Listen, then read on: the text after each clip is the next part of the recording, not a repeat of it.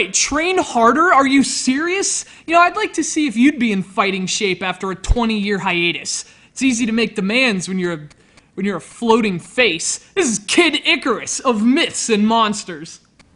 Released exclusively to the original Game Boy in 1991, Of Myths and Monsters is a really bittersweet piece of Nintendo history. Well, on the one hand, this is the game that made Kid Icarus a franchise. The 1987 NES Classic stood as the only Kid Icarus until this portable sequel came along, resurrecting the charm of the original and at least seeming to cement Kid Icarus behind Mario and Zelda as another key Nintendo franchise.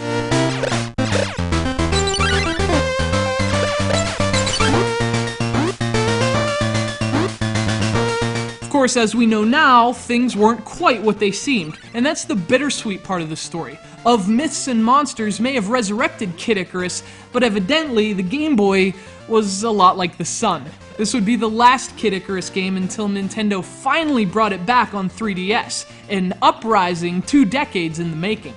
Now, aside from the game's historical significance, what's even more interesting about Of Myths and Monsters is the game itself. And that's because this is no reinvention. The game feels very similar to its NES predecessor, and in fact, that might actually be one of its flaws depending on your perspective. But what it lacks in originality, the game more than makes up for with refinements and improvements. Of Myths and Monsters doesn't create as much as it repairs.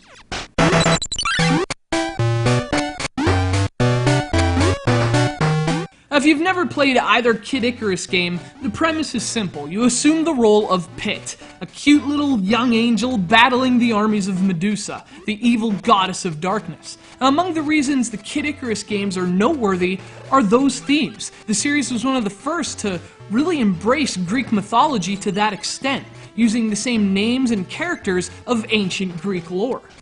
The game's feel is just as familiar as its look. The original Kid Icarus was notable for being a kind of amalgam of Nintendo's biggest properties. It featured great platforming, lots of item collecting, and plenty of shooting. Features that largely defined Super Mario, Zelda, and Metroid. You platform upward, navigating levels that create a really fitting sense of height. You feel like you're scaling these massive towers that scrape the clouds, and for a game with this kind of theme, it just works beautifully.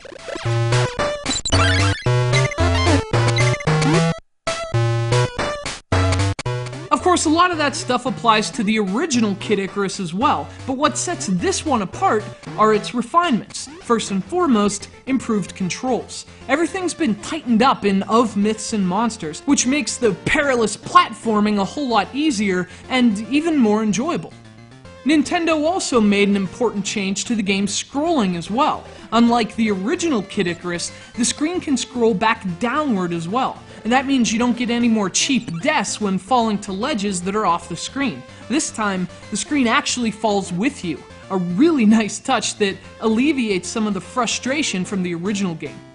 In fact, frustration, which was a key component of Pit's first adventure, is a lot less pervasive in his second. The difficulty is a lot more humane this time around, and when you pair that with all the control refinements, you have a more polished and even more playable Kid Icarus. Pit's flight path didn't veer very far from his first in this sequel, and in retrospect, that might have had something to do with Nintendo shelving the franchise afterward. But for a 20-year-old portable platformer that follows up a cult classic, Kid Icarus of Myths and Monsters is everything you expect it to be. And if you're a Kid Icarus fan, that's all you want it to be.